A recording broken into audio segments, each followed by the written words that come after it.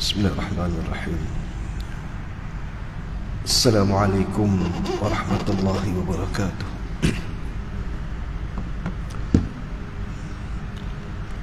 Innal hamdalillah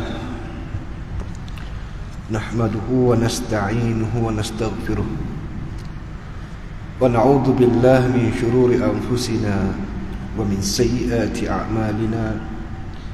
May yahdihillahu fala mudilla lahu wa may yudlilhu fala hadiya lahu.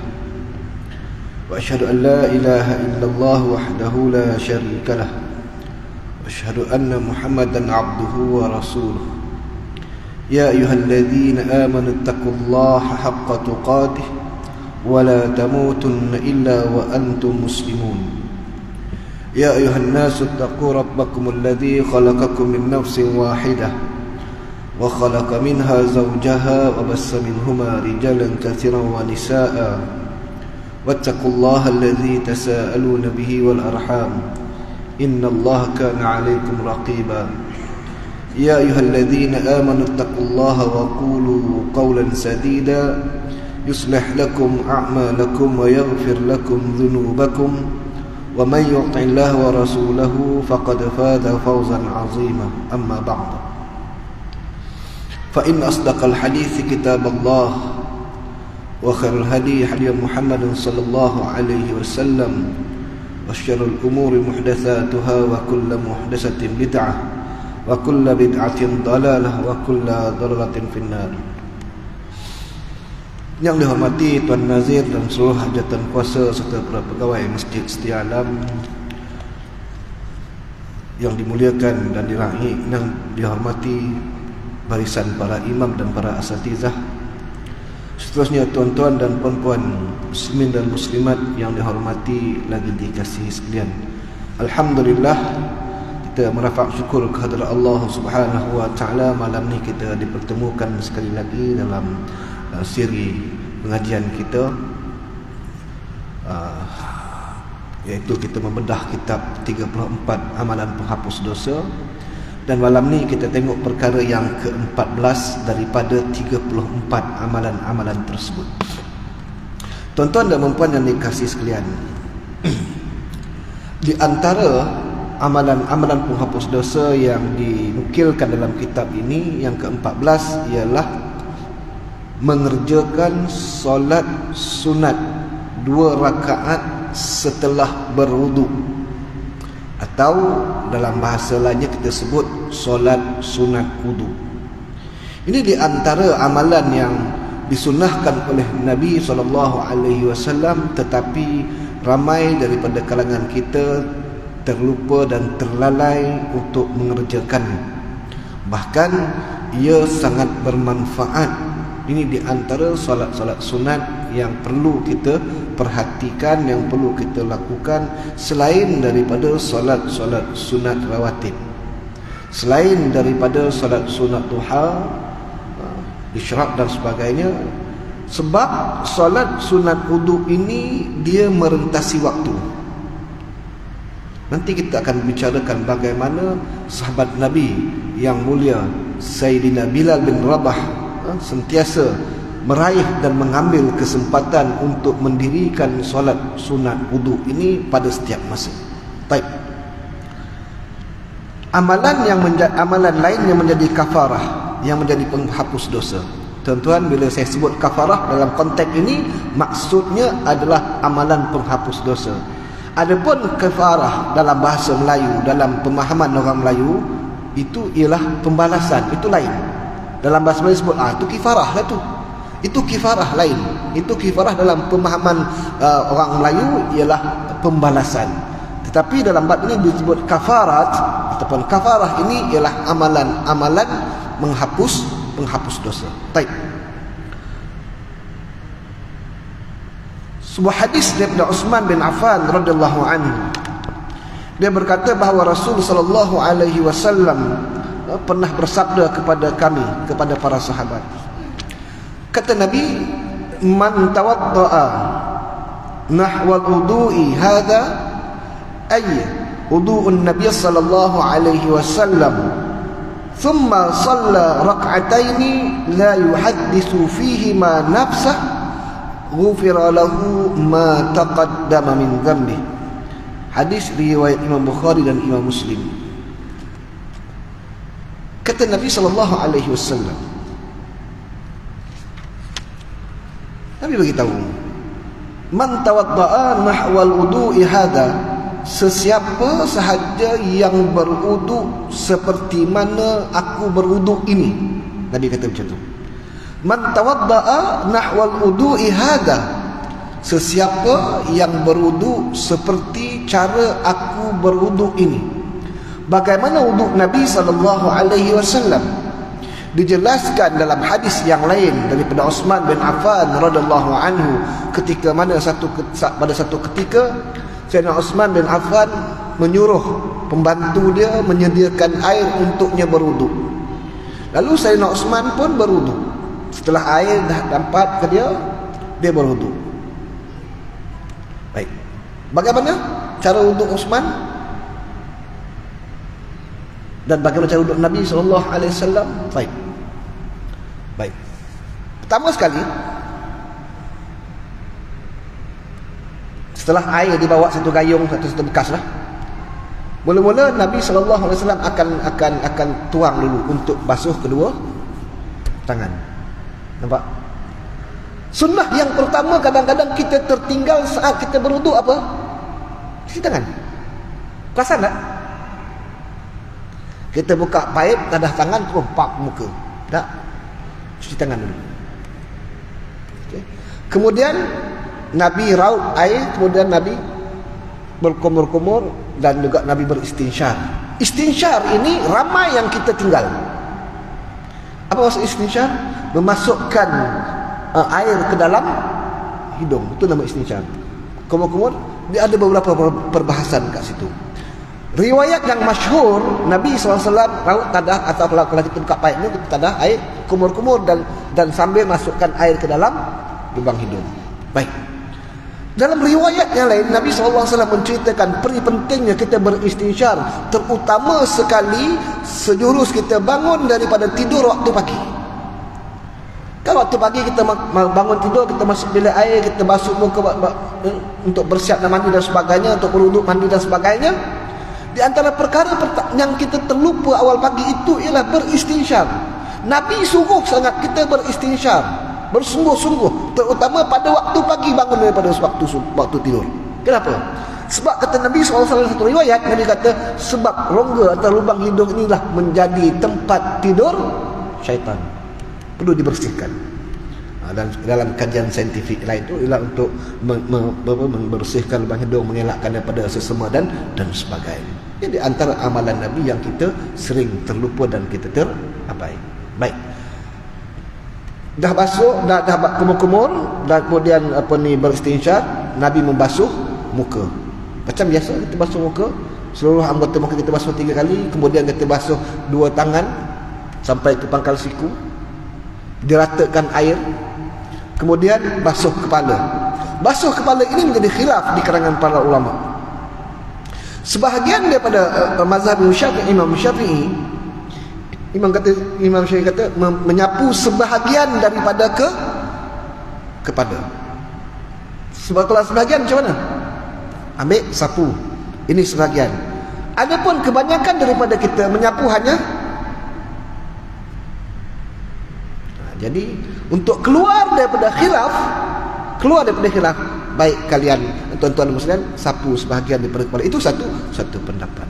Adapun kalau saya mengambil apa yang dilakukan oleh Nabi SAW ketika basuh kepala, dengan disepakati oleh imam-imam mazhab yang lain, ialah menyapu, sapu kepala, ribus balik, dan sapu 2 telinga. Itu yang dilakukan oleh Nabi dan dilakukan oleh Sayyidina Uthman selepas itu. Kemudian basuh kedua kaki. Setelah itu berdoa.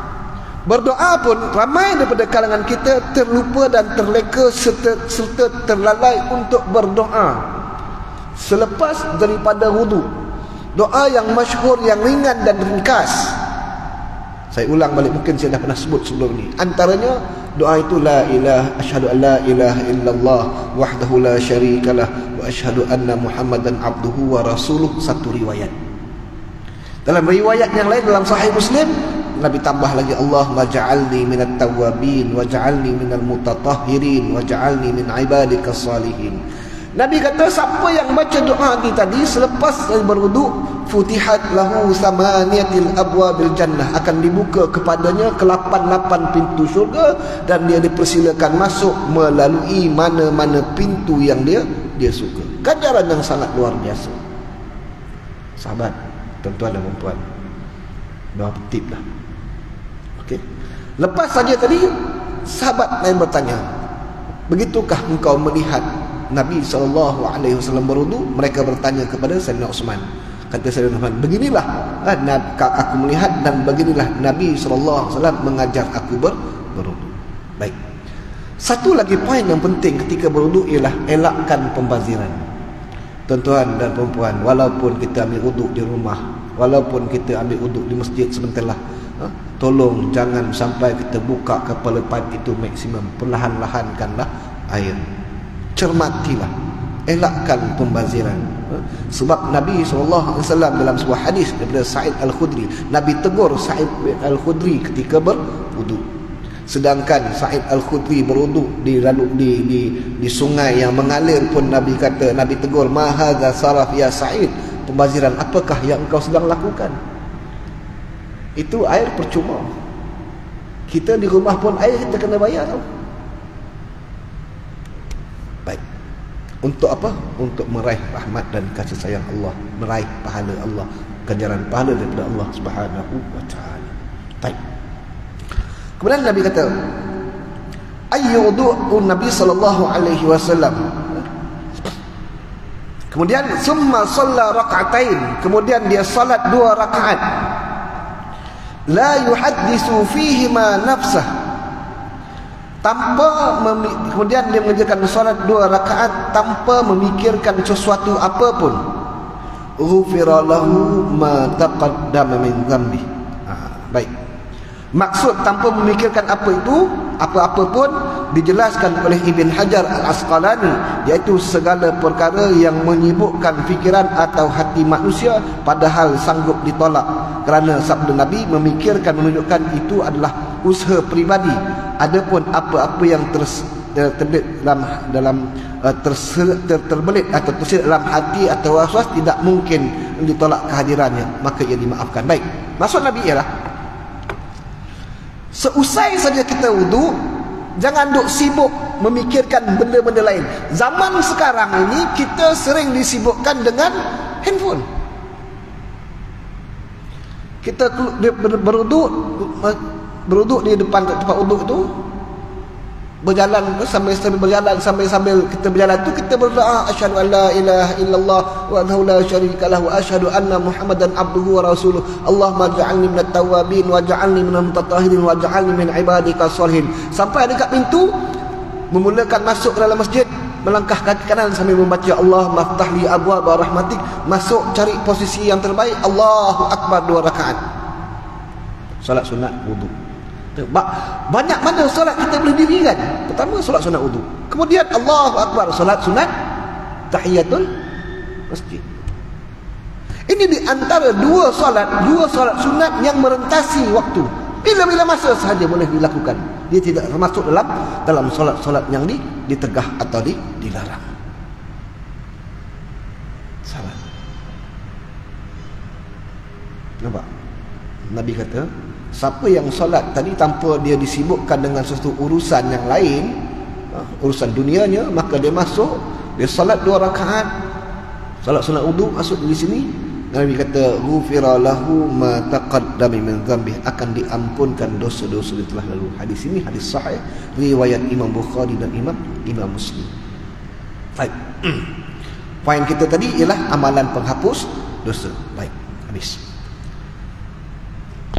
Dari Abdullah bin Buraidah, dari ayahnya, dia bercerita, pada satu pagi Nabi SAW memanggil Bilal dan bertanya. Baik, ini satu cerita yang sangat masyhur. Pada satu pagi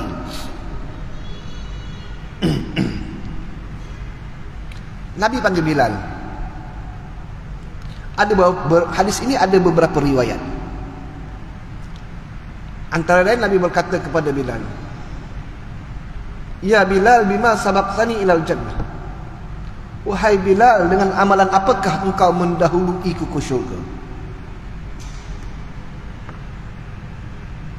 Sebab malam tadi aku telah bermimpi masuk ke dalam syurga dan aku mendengar suara geselan telapak kakimu dalam syurga. Baik. Bilal pun menjawab, "Ya Rasulullah, tidaklah aku melakukan dosa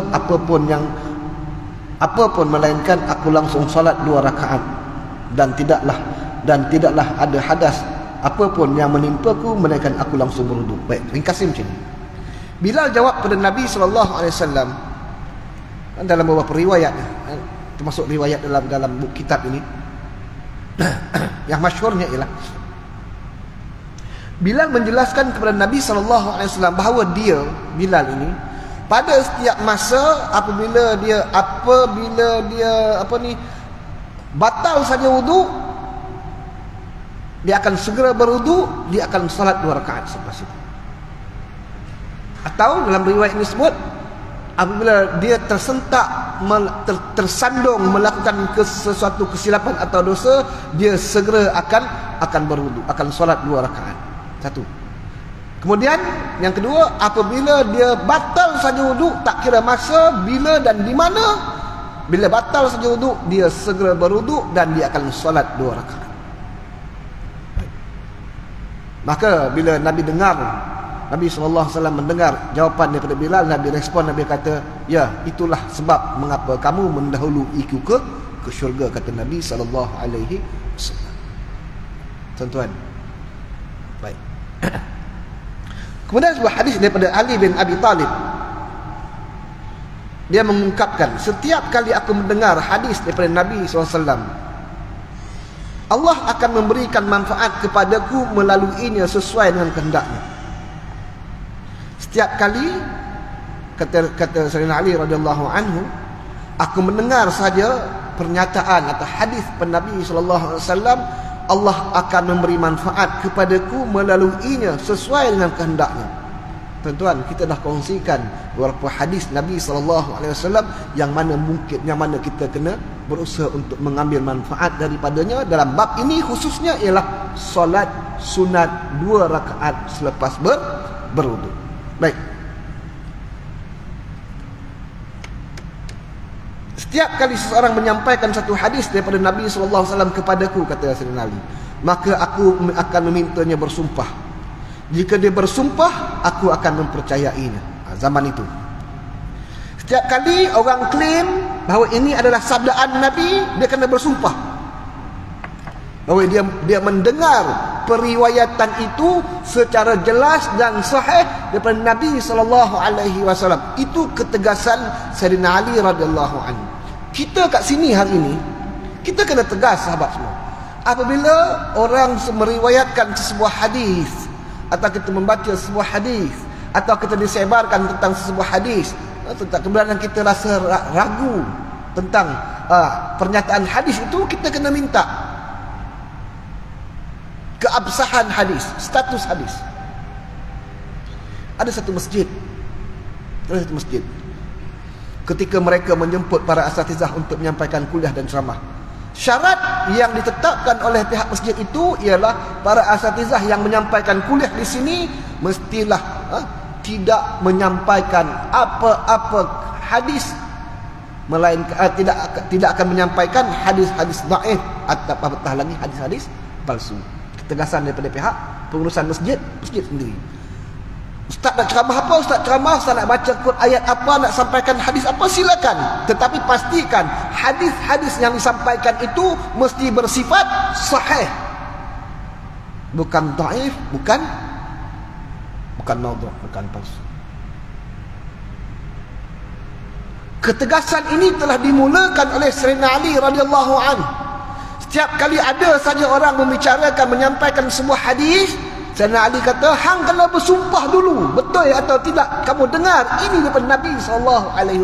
Kerana Sayyidina Ali dan juga para ulama sebelum ini ialah mereka hendak menjaga originality, keabsahan hadis Nabi SAW. Sebab Nabi SAW memberikan amaran yang sangat jelas dan tegas kepada kita.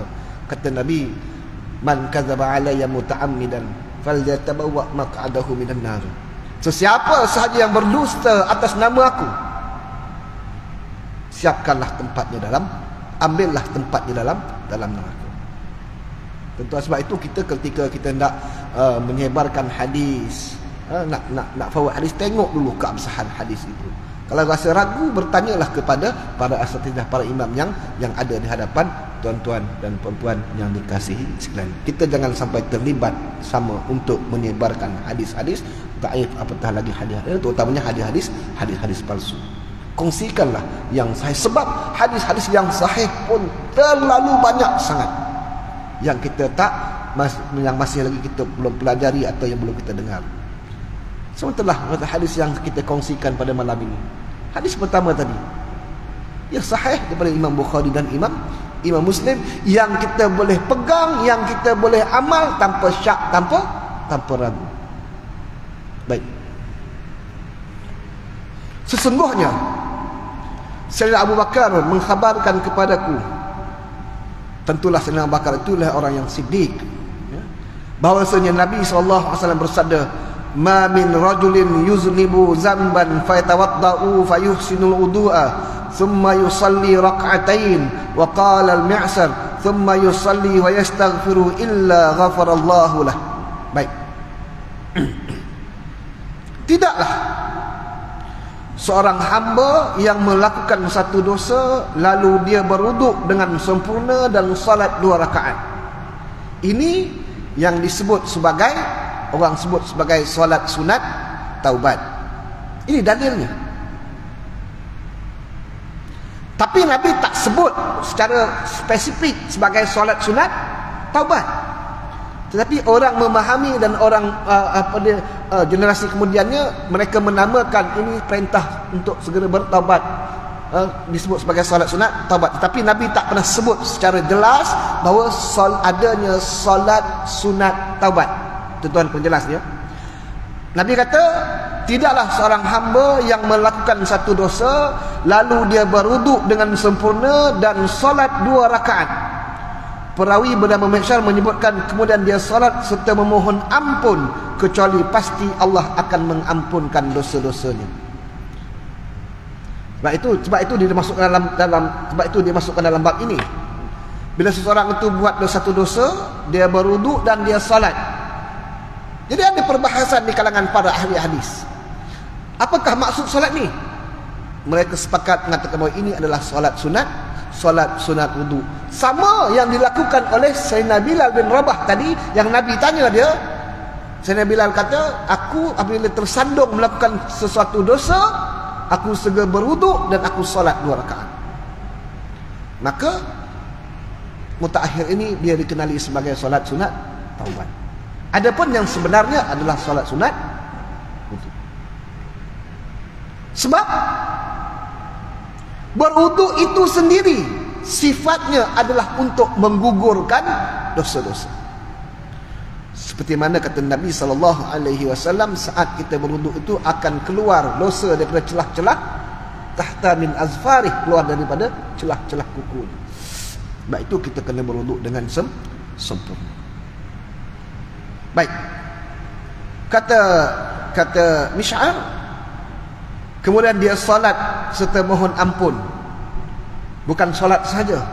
Selepas salat dia beristighfar dan mohon ampun kepada Allah Tabaraka Ta'ala di atas segala kesilapan dan dosa yang dia lakukan. Dia kena jelas minta ampun kepada Allah Subhanahu wa Ta'ala.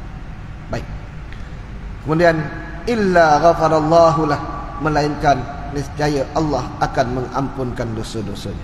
Hadis riwayat Ibnu Majah dan dihasankan oleh Syekh Albani dalam kitab Sahih Ibnu Majah. Allahu a'lam. Yang ketiga, hadis daripada Sayyidina Abu Bakar As-Siddiq radhiyallahu anhu dalam riwayat yang lain Dalam riwayat yang lain, Nabi SAW bersabda, "Ma min rajulin yuznibu dzamban, thumma yaqumu fayatatahharu, thumma yusalli, thumma yastaghfirullah illa ghafarallahu lah." Baik. Tidaklah seseorang hamba yang melakukan satu dosa, kemudian dia berdiri untuk berwuduk dan mengerjakan salat. Seseorang yang apabila melakukan satu dosa, kemudian dia segera berwuduk dan salat 2 rakaat. Lalu summa yastaghfirullah, kemudian dia beristighfar, minta ampun kepada Allah Subhanahu wa taala di atas dosa, di atas kesilapan yang dia lakukan, illa ghafarallahu lah, melainkan Allah akan mengampunkan dosa-dosanya. Hadis ini diriwayatkan oleh Imam Tirmizi dan disahihkan oleh Albani dalam kitab Sahih Tirmizi. Muslimat rahimakumullah. Setelah itu, setelah sabdaan demikian, Sayyidina Abu Bakar membacakan ayat, "Walladzina idza fa'alu fahishatan aw zalamu anfusahum zakarullah," ila akhir ayat. Dan juga orang-orang yang apabila mengerjakan perbuatan keji atau menzalimi dirinya sendiri, segeralah dia mengingati Allah. Segeralah dia mengingati Allah.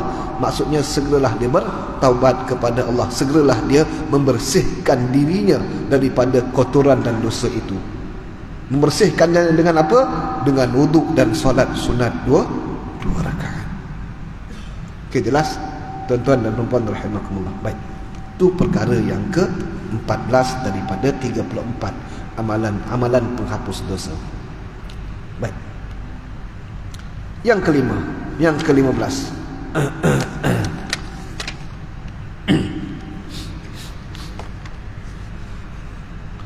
Memelihara solat Jumaat. Hari Jumaat pada Jumaat yang berikutnya. Saya ringkaskan. Sabda Nabi SAW daripada Abu Hurairah radhiyallahu anhu, dia berkata bahawa Rasulullah SAW pernah bersabda, "As-salatul khams wal jum'atu ila jum'ati kafaratun lima bainahunna ma lam tughsal kaba'ir." Salat fardu kepada salat fardu berikutnya, Jumaat kepada Jumaat berikutnya, dilakukan dengan baik, ikhlas kerana Allah Subhanahu wa taala, maka selama mana dia tidak melakukan dosa-dosa besar, maka dia akan diampunkan dosa-dosanya. Baik, habis. Bismillahirrahmanirrahim rahimakumullah.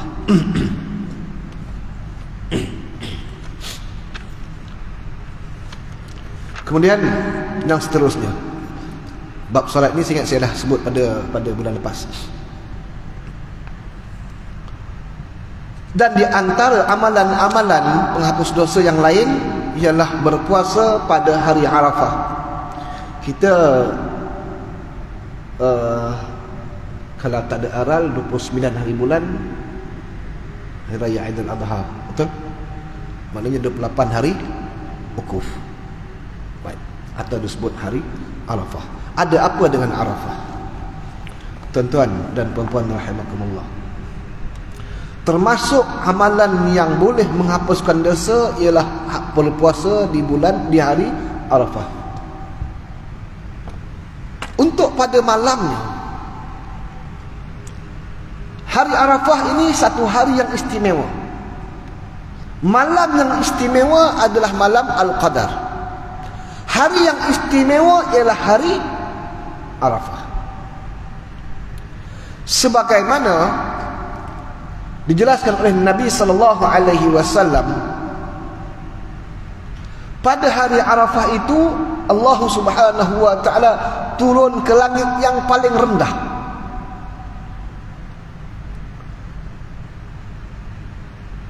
Memerintahkan kepada para malaikat untuk mendengar, untuk mencatat setiap permintaan mereka yang sedang wukuf di Arafah. Sebab itu kepada mereka yang menunaikan ibadah haji, hari Arafah ini sangat penting. Bahkan kalau mereka yang pergi haji, kalau sakit ke apa ke, dia mesti ikut mana pun, pihak petugas akan memastikan bahawa walau dia sakit, walau dia uzur sekalipun, akan diusung, akan dibawa masuk ke Arafah, walaupun seketika, bermula daripada zuhur sehingga maghrib. Tuan-tuan, terkadang ini menjadi kalau tuan-tuan yang dah pernah pergi, tuan-tuan tahu. Yang belum pergi lagi, ini di antara ceritanya. Sebab bermula daripada lepas zuhur sehingga maghrib itu waktu yang lama. Bagi setiap orang, saya sangat pasti bagi setiap orang, dah bila, sebab waktu yang lama, berdoa tadi tu dah habis doa, dah minta. Betul tak? Yang dia biasa pergi dah macam tak ada doa dah. Bila dah habis doa, lalu dia merepek. Mula dia mundar mandir, dia bersembang. Padahal itu waktu yang paling penting. Waktu Allah nak makbulkan doa.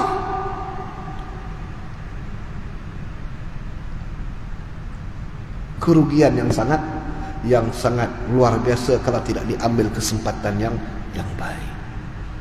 Kalau rasa dah habis doa, dah tak mampu nak berdoa, dah tak ada apa nak minta. Padahal kita banyak je permintaan. Sebab di antara kesilapan para jemaah haji, mereka merasakan bahawa saat itu nak berdoa, kena berdoa dalam bahasa Arab. Tidak. Berbicaralah kepada Allah Subhanahu wa taala dengan bahasa kita. Berbicaralah, mintalah, rayulah kepada Allah Subhanahu wa taala. Dia duk pegang buku, saya perhati daripada duk pegang buku baca doa di Arafah tu. Habis selak buku dah. Selak habis. Kan dalam buku haji tu pun bab doa hari Arafah tu kan banyak pun isi dalam tu. Kan? Habis buku dah. Bila dah habis dia dah apa? Dia dah tak tahu apa dah. Mula dia merepek. Dia pergi kacau orang tu, dia pergi bersembang, dia pergi meraya berjalan. Rugi.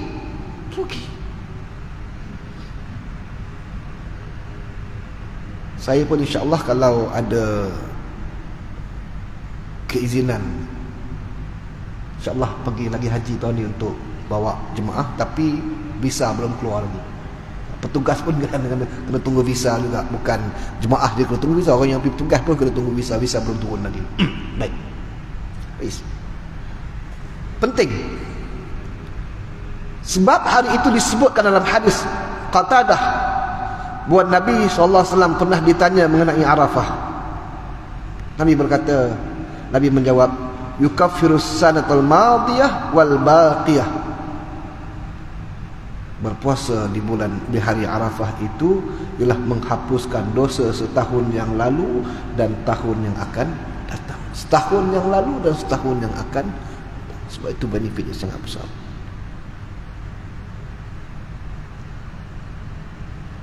Sahabat yang dikasih sekalian, jangan lepaskan peluang ini. Lepaskan peluang ini untuk kita berpuasa. Jadi waktu telah pun ditentukan insya-Allah, ataupun kita akan tunggulah pengumuman daripada pihak berkuasa kerajaan Arab Saudi mengumumkan bila mereka berwukuf. Biasanya kalau tarikh tu biasanya dah kita follow je kan. 29 tu mana 28. Jadi berpuasa. Meskipun pahalanya sangat besar, namun jumhur ulama berpendapat bahawa orang yang sedang melaksanakan haji dianjurkan untuk tidak berpuasa di hari Arafah. Demikianlah yang dinukilkan oleh Ibnu Munzir daripada Abu Bakar As-Siddiq radhiyallahu anhu, Sayyidina Umar, Utsman dan Ibnu Umar. Amalan berpuasa ini hanya ditunjukkan khas kepada mereka yang tidak melaksanakan ibadah haji, untuk meraih kebersamaan kita dan mereka. Begitu juga di antara amalan sunnah, sedikit mungkin lagi tajuk, kepada mereka yang melaksanakan ibadah korban. Bahkan kita dituntut untuk melaksanakan ibadah korban pada setiap tahun, paling tidak satu bahagian. Di antara amalan sunnah mereka yang melakukan korban, kita masih ada kesempatan, yang masjid pun masih lagi mungkin buka lagi kan. Berapa ratus ni? Satu bahagian 900 lebih. Baik, ambil kesempatan. Antara amalan sunnah untuk dirinya dan ahli keluarganya adalah bila mulai saja 1 Zulhijjah, disunnahkan kepada pemilik korban untuk tidak memotong kuku, tidak memotong rambut, bercukur dan sebagainya. Sehinggalah selepas haiwannya disembelih, barulah dia disunahkan untuk memotong kuku dan mengemaskan balik rambut yang ada. Sebagai solidariti atau menunjukkan kebersamaan kita dengan para hujjaj. Ini juga amalan-amalan ringkas dan ringan yang telah ditunjuk oleh Nabi sallallahu alaihi wasallam. Baik, habis.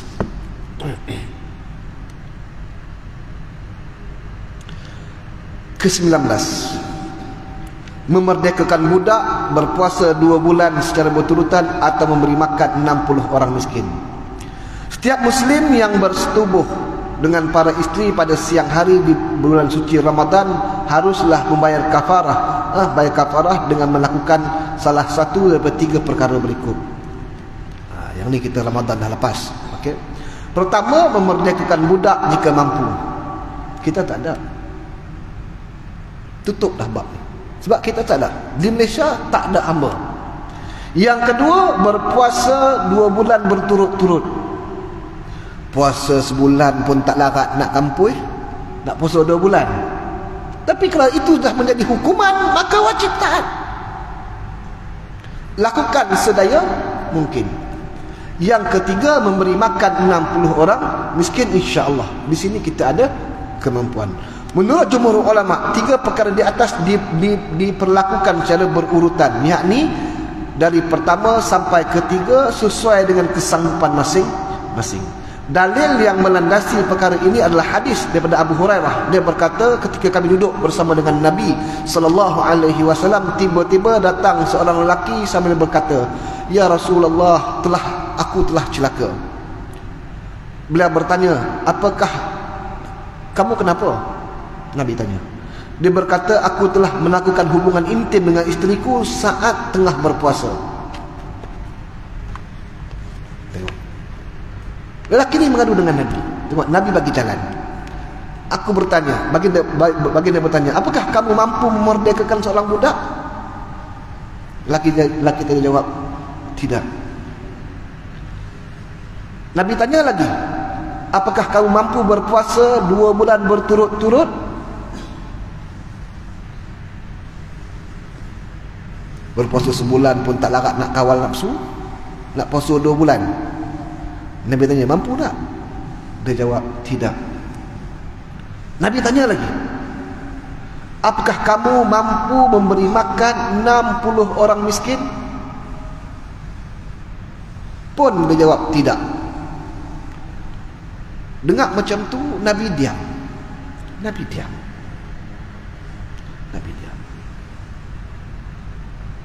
Ketika kami dalam keadaan seperti itu, tiba-tiba ada seorang datang lantas, dia dalam riwayat dalam direngkas sangat. Tengah-tengah duduk diam tu, tiba-tiba ada seorang sahabat lalu pikul standan kurma. Dia standan kurma. Nabi panggil dia.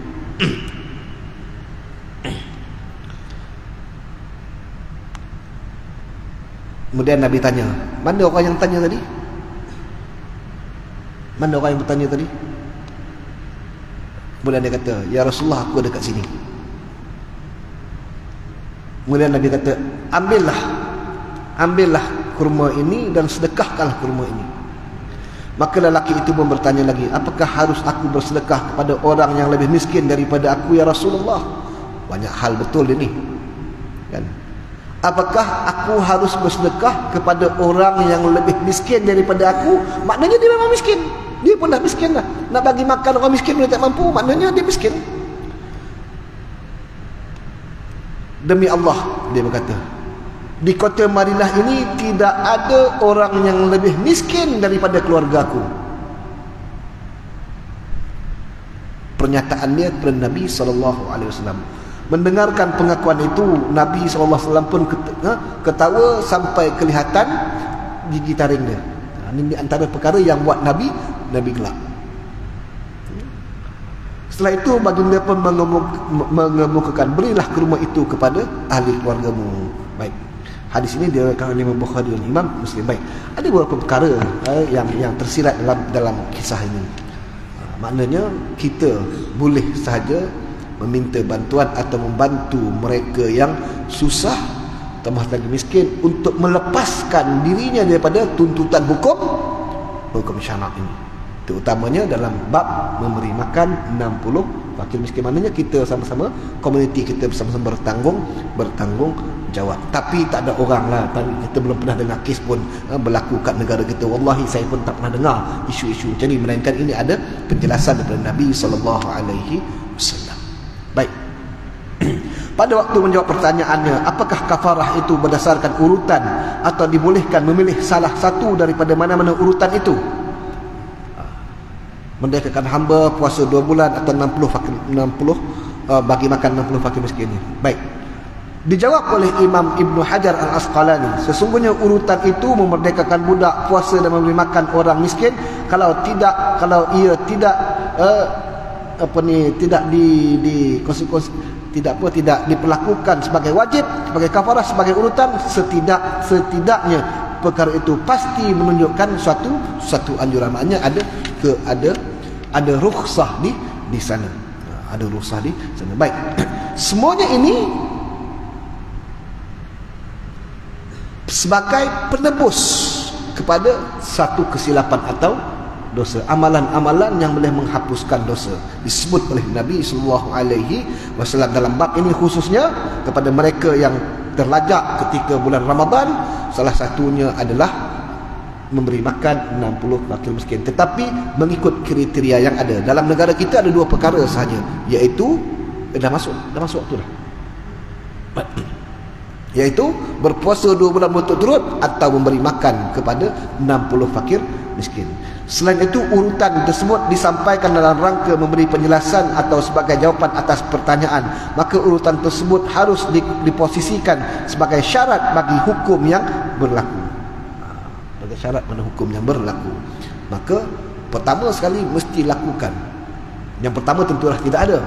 Rukhsah yang kedua mesti dilakukan 2 bulan dan juga makan 60 fakir miskin. Wallahu alam. Kata Ibn Hajar lagi, jumhur ulama sepakat menempuh metod ini, mentarjih dalam bab ini sebab ia meriwayatkan wajib tertib sesuai dengan urutan daripada Az-Zuhri lebih banyak daripada yang menyatakan boleh memilih urutan mana-mana sahaja. Maka tak dapat tidak kena buat. Sebab itu dia disebut ada khilaf. Tapi jumhur ulama mengatakan bahawa kena ikut urutan seperti mana yang dijelaskan oleh Nabi SAW dalam riwayat tadi. Wallahu a'lam. Tuan-tuan dan puan-puan rahimakumullah, beberapa minit ini yang terakhir saya nak kongsikan malam ini ialah, tuan-tuan jika ada kesempatan untuk menunaikan ibadah haji, pergilah. Dengan apa daya sekalipun, dengan jumlah perbelanjaan sebanyak mana pun, kalau ada kemampuan, pergilah. Sebab Nabi SAW menjelaskan, man hajjalillah falam yarfus walam yafsu raja'a kayamin waladathu ummuh. Sesiapa yang melaksanakan ibadah haji semata-mata kerana Allah, tidak mengucapkan kata-kata kotor dan tidak berbuat kefasikan, maka dia akan kembali tanpa membawa dosa sedikit pun saat seperti mana dia dilahirkan oleh ibunya. Hadis ini diriwayatkan oleh Imam Bukhari. Baik, tuan-tuan, kadang-kadang orang yang pergi haji ini diuji dengan pelbagai ujian yang pelbagai. Bahkan ada orang yang sanggup menipu. Saya tengah petang tadi melihat satu rakaman video seorang hamba Allah daripada negara jiran kita. Dia mengatakan dia dah 18 kali buat haji pada setiap tahun. Dia cerita macam mana modus operandi dia sangat luar biasa. Bagi saya ini satu perbuatan sangat luar biasa cara penipuannya. Dia kata dia masuk melepasi border itu dan sebagainya, sampai satu ketika dia pakai pakaian, dia pakai jubah wanita, pakai apa dalam bahasa Arab disebut Allahu Akbar, jubah wanita. Jadi pakai tutup semua, jadi polis tak syak dia tu lelaki masuk ke gombolan wanita. Matlamat tidak pernah menghalalkan cara nak buat ibadat kok macam itu. Suatu pendustaan. Berpakaian wanita itu sendiri pun telah dilaknat oleh Allah Subhanahu wa taala. Dia sanggup buat macam tu kerana menunaikan haji, itu bukan kewajiban. Wallahu alam. Tuan-tuan boleh tengok ada tengah viral hari ini, baru hari ini viral isu tersebut. Subhanallah bihamdik, subhanallah bihamdik, asyhadu an la ilaha illa anta, astaghfiruka wa atubu ilaik. Wa sallallahu ala Muhammad wa ala alihi wa sahbihi baraka wasallam. Walhamdulillahil alamin. Assalamualaikum warahmatullahi wabarakatuh.